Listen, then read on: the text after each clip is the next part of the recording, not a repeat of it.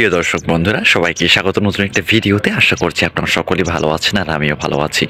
প্রিয় দর্শক বন্ধুরা, আজকে আমরা যে বিষয় নিয়ে কথা বলবো এবং আলোচনা করব সেটি হচ্ছে যে অনেক সময় দেখা যায় যে ভেড়ার গালগুলো ফুলে যায় বা থুতনির দিকে ফুলে যায়।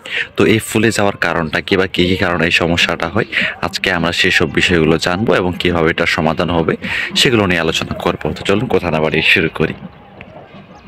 সব বন্ধুরা, আজকে আমরা যে বিষয় নিয়ে কথা বলবো বা আলোচনা করব সেটি হচ্ছে যে অনেক সময় দেখা যায় যে ভেড়া থুতনিতে বা মুখের নিচের দিকের অংশে সেটা ফুলে যায় বা পানি জমার মতো এরকম হয়ে ওঠে।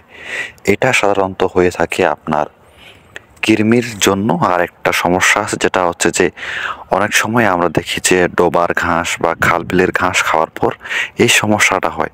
কারণ যখন এই যে বন্যার পানি আসে, বন্যার পানি ধুয়ে যাওয়ার পর যে ঘাসগুলো জন্মায় বা খালে যে ঘাসগুলো জন্মায়, সেই ঘাসগুলোতে কিন্তু এক প্রকার ব্যাকটেরিয়া থাকে।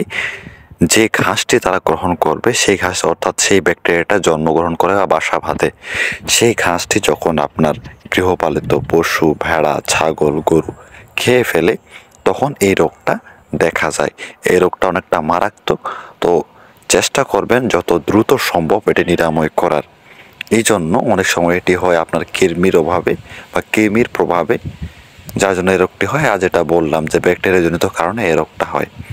তো অবশ্যই আপনারা এটা নিয়ে চিন্তিত হবেন না। এই জন্য আপনারা কৃমির ডোজ দিতে পারেন বা লিভার টনিক ভালো কোম্পানির, ভালো ব্র্যান্ডের দিতে পারেন।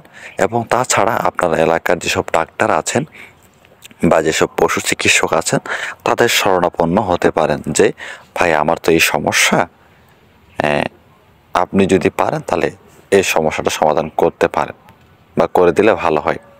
আর অবশ্যই তারা করে দেবেন বা সেই অনুযায়ী তারা ভ্যাকসিন দেবেন। সাধারণত আমাদের দিকে আমরা সেই ঘাসগুলো খাওয়াই না, কারণ আমরা জানি যে এই ঘাসগুলো খেলে কী সমস্যা হইতে পারে আমাদের ভেড়া বা গার্ডের।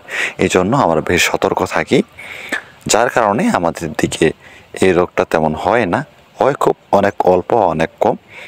যার জন্য এটি আমরা কৃমির ডোজ দেই বা কোনো লিভার টনিক না হলে কোনো অ্যান্টিবায়োটিক দিই, যেটা খাওয়ার পর এটা অনেক কমে যায় বা শেষ হয়ে যায়।